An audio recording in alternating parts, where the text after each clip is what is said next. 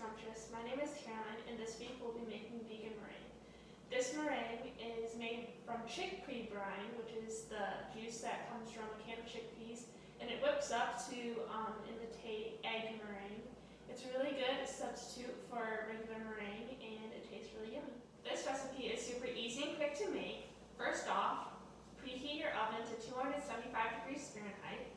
And for our ingredients today, we're going to need 1 can of chilled chickpea brine, some arrowroot powder, and if you don't have arrowroot powder, you can substitute it with white distilled vinegar.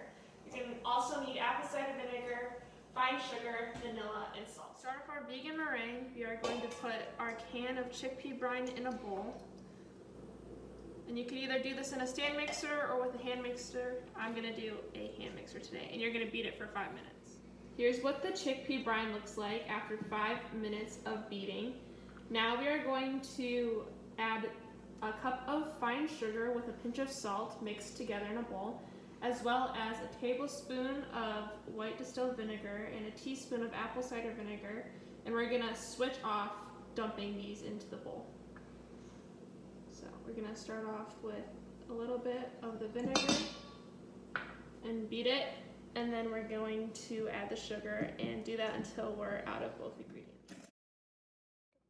So now that we have incorporated all of the sugar and vinegar, we are going to add a teaspoon of vanilla, and then we are going to beat for another 3 to 5 minutes. So I have been beating it for about 4 minutes, and I think it is stiff enough. You should be able to hold it upside down without anything coming off, and we're all good. So now we are going to scrape everything off the edges. And you can set some aside and save it for like a whipped cream marshmallow topping on some berries or ice cream or pie.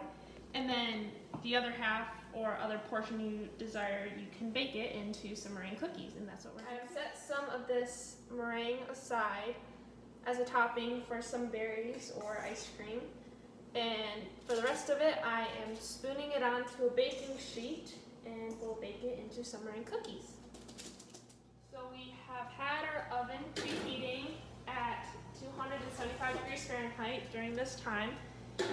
And now we are going to lower it to 250 and make sure you have the convection on so that it cooks even. Here's one example of how I like to eat the vegan meringue as a topping. I like to put it on top of some fresh fruit. Here I have a sliced up peach.